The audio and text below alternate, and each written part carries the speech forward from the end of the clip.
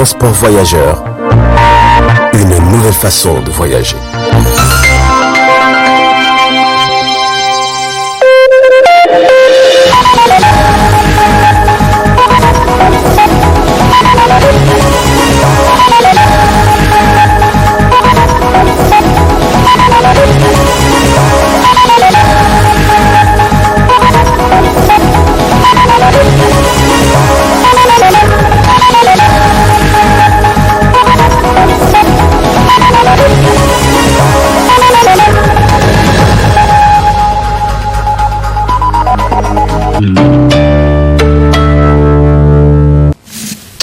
Vous regardez la télévision Tambara et vous avez fait le bon choix, car sur l'heure de notre édition du soir, cela dit, chez notre pays, le Niger commémore ce jour 28 septembre 2020, la journée nationale de la mobilisation contre la traite des personnes. C'est le palais de Conakry qui a accueilli la cérémonie de signature du mémorandum de collecte et de partage des données.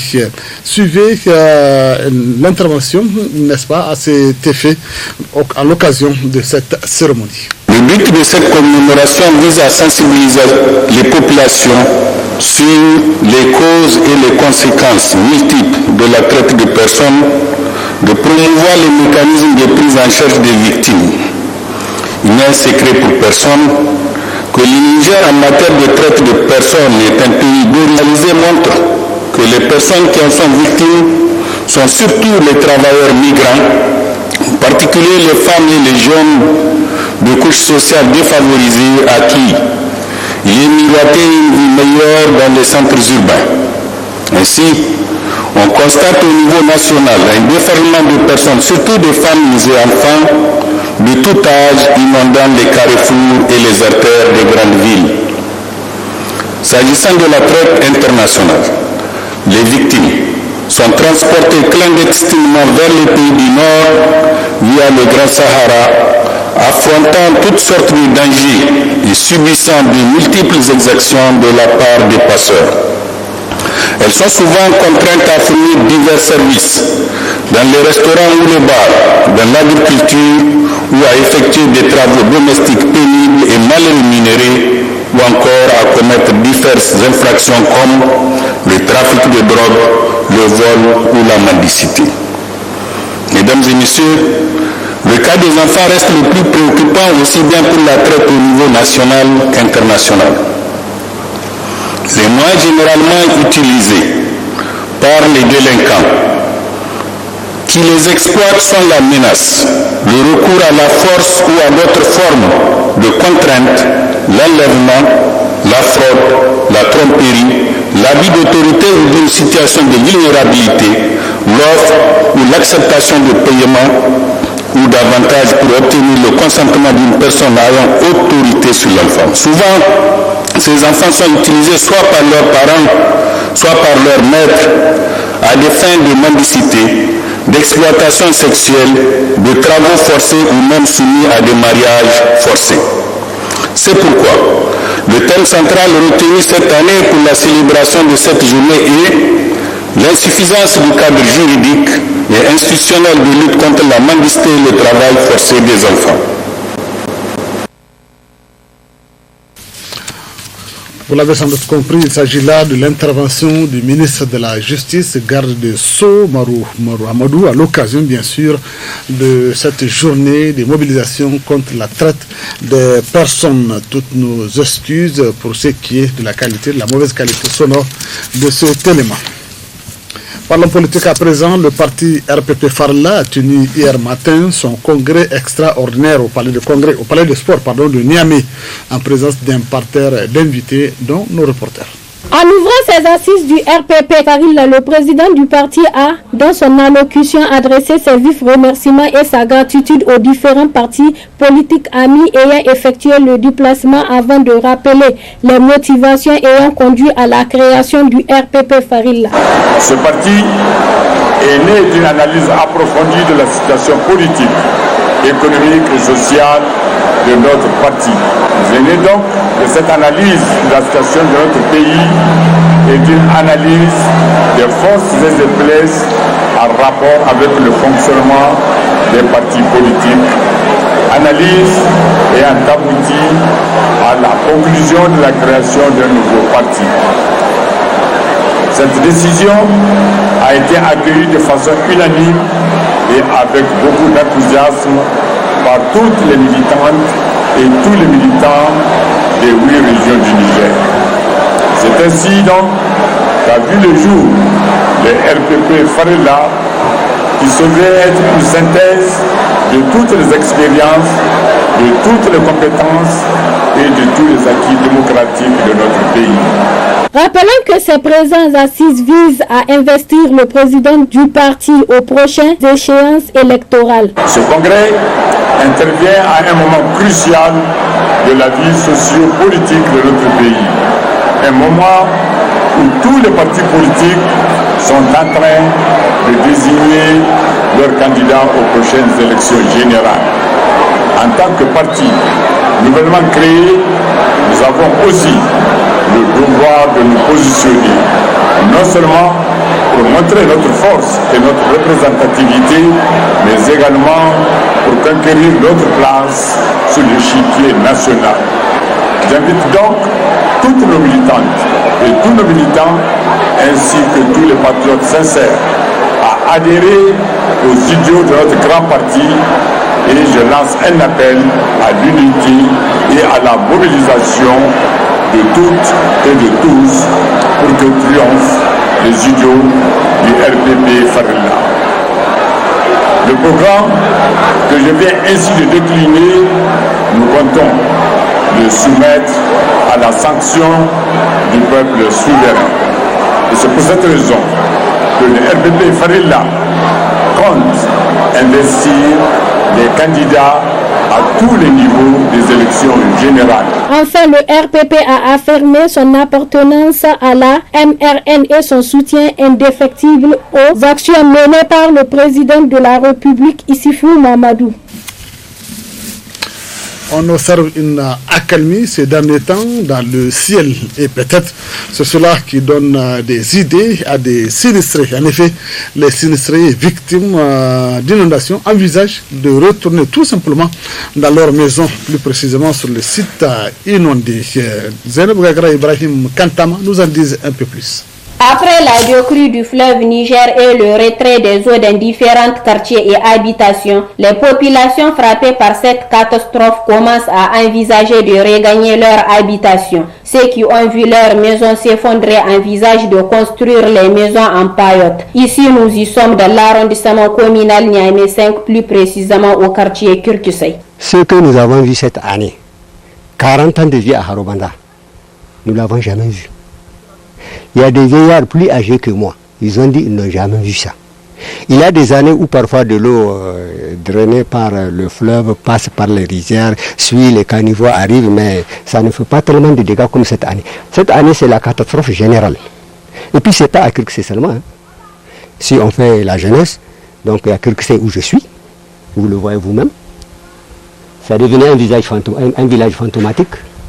Bon, maintenant aussi, il y a Nyalga. Il y a Bangabana, il y a Zarmagandei, il y a Bangisto, il y a Lamordi. Enfin, depuis Goudel, tous les quartiers riverains, que ce soit à droite ou à gauche, ont subi la même situation que vous voyez chez moi. Et je vous dis en âme et conscience, il y a eu des recensements. Plusieurs sortes de recensements. Des recensements même un peu bizarres. Moi, quand j'étais là-bas en haut, à Saguer et Casamance, on me dit, il y a des gens qui sont en train d'écrire des noms à côté du goudron, j'étais venu m'inscrire pour le recensement. Ensuite, on me dit, il y a quelqu'un qui est en train d'écrire aussi des noms ici à l'école Kirkusei, là-bas, j'étais venu inscrire mon nom. On me dit, tout ça, c'est pas ça. Il faut aller inscrire son nom à la mairie avec l'attestation de vente photocopiée et la carte d'identité photocopiée. Ça aussi, j'ai amené à la mairie. Donc, vous voyez, 3 types de recensement. Parmi ces 3 types de recensement, lequel sera le vrai? On attend. Non, le hangar que vous voyez là, c'est provisoire. Parce que certains ont vu des conséquences avant nous. Moi, c'est cette année que j'ai suivi cette conséquence-là. Donc, par conséquent, ça me dit que le banco ne sert à rien. Donc, même s'il faut du mois au mois acheter le matériel, faire des briques petit à petit. Il faut que ça soit un matériau définitif. Le banco n'est plus valable maintenant dans ce quartier-là. Et ensuite, il faut remplir. Et là aussi, si l'État le laisse faire, parce que le dernier mot revient à l'État. La démarche de retour vers la normale de ces populations est une menace à leur vie, parce que la catastrophe n'est pas loin d'eux, même si la pluie touche à sa fin. L'autonomisation des femmes, de la femme, un passage obligé pour une croissance économique inclusive. Alors beaucoup de chemin reste à parcourir pour une insertion économique des femmes dans notre pays. L'entrepreneuriat constitue l'un des piliers du développement socio-économique d'un pays. Au Niger, le climat des affaires est en plein essor et les femmes ne sont pas restées en marge. Plus de la moitié de la population nigérienne, nombreuses sont celles qui se battent jours et nuits pour leur autonomie financière à travers la création de petites et moyennes entreprises. Pour nous, l'entrepreneuriat a toute sa place dans le quotidien des Nigériens, surtout des femmes et des jeunes qui nous semblent être les couches les plus vulnérables. À propos des jeunes, du moment où on parle du développement du pays, du moment où on parle de la croissance économique, la croissance du secteur privé, donc c'est une croissance qu'on ne peut pas faire en occultant la femme, tout en sachant que la femme a un poids important dans le pays. La femme, les femmes dépassent plus de 50% de la population du Niger, donc il est important qu'elles soient intégrées dans cette dynamique économique, qu'on puisse déployer tous les efforts pour qu'elles deviennent des agents économiques, qu'elles puissent exercer des activités génératrices de revenus et que celles qui arrivent à se démarquer puissent aussi devenir des entrepreneurs. Pour Reki Moussa Hassan, des efforts doivent être déployés à tous les niveaux afin d'aider les femmes entrepreneurs à participer au développement économique. Si on veut qu'au Niger, tous les Nigériens soient porteurs de ce pays qui gagne, on ne peut pas le faire sans la femme et on ne peut pas le faire sans les jeunes. C'est en ce sens-là que c'est important que des mécanismes et des outils soient mis en place pour assurer effectivement l'insertion économique des jeunes et des femmes. Et nous, notre sens a pour vocation d'assurer cette mission. Nous sommes là pour la promotion de l'entrepreneuriat, nous sommes là pour accompagner les porteurs d'idées à pouvoir développer leurs idées, aller dans la conception de projets, traduire le projet en entreprise, créer l'entreprise et nous faisons l'accompagnement entrepreneurial. Le potentiel économique des femmes est très important avec une participation de plus en plus active à notre économie par la création de richesses et d'emplois. Néanmoins, des efforts doivent être consentis pour aider ces femmes entrepreneurs afin de les faire participer au développement économique du pays. Islam et propriété, c'est le thème de l'entretien que nous a accordé l'islamologue Dr Boubacar Touré. Quelle est la place de la propriété en islam? Réponse avec Dr Touré. La propriété occupe une grande importance en islam. Elle est une des conditions pour l'acceptation de la ibada. Allah dit dans le Saint-Coran, d'abord, quand vous vous levez pour la prière, lavez-vous les mains. Donc c'est en quelque sorte l'ablution. Vous voyez, l'importance de la propriété est très importante, donc aucune prière ne peut accepter étant impure. Donc partant de là, nous savons que vraiment ça a une grande valeur, ça a une grande importance dans la purification même. Parce que pour toute chose, il faut voir, pour la lecture de Saint-Coran, il faut faire l'ablution. Pour la prière, il faut faire l'ablution. Et d'autres disent même que même quand on est fâché, il faut faire l'ablution, ça adoucit les mœurs. Ça peut vous tranquilliser. 2. Allah dit dans le Saint-Coran, Inna Allah yuhibbu tawabin wa yuhibbu al-muttahirin. Allah dit qu'il aime ceux qui se repentissent et ceux qui se purifient. Donc c'est très important. Allah dit maintenant à travers, parce que c'est pas vraiment dans la ibada, dans l'adoration d'Allah, il dit dans le Saint-Coran, Wasiyabuka fatahir. les habits que tu portes, il faut les purifier. Partant de là, mais ce que nous constatons, les gens prennent la propriété d'une manière banale en islam. De même pour prier, nous constatons des gens prient n'importe comment, avec vraiment des habits sales. Je peux être vraiment, je sais pas, un travailleur dans un garage ou vraiment un soudeur. Avant, au lieu vraiment de me purifier avant de venir, je peux faire l'ablution sur les chambres avec un habit très sale, rentrer dans la mosquée avec vraiment ces odeurs et prier et sortir, sans vraiment donner aucune importance à la propriété. Et pourtant, Allah a dit Wasiyabaka fatahir. Il faut savoir aussi, Allah dit, notre prophète sallallahu alayhi wa sallam a dit, Inna Allah tayyibun yuhibbu tayyiba. Allah est beau, il aime les choses qui sont belles. Nazifun yuhibbu nazafa. Allah est propre, il aime la propriété. Ça c'est un de points encore qui montre que vraiment l'islam accorde une grande importance à la propriété. Et d'où on dit, pour la grande importance même il faut savoir, on dit que al-nazafa shatrul iman. On dit que la propriété c'est la moitié du foi, c'est la moitié de croyance.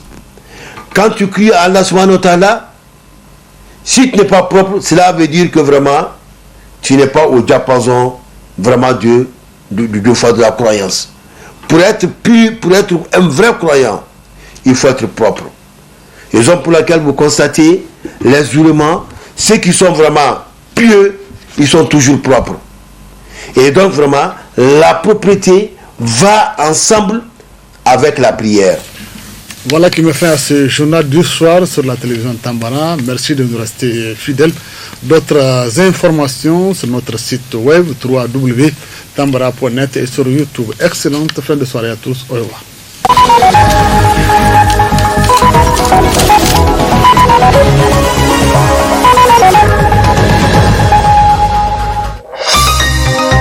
Ce journal vous a été présenté par STM Transport Voyageurs.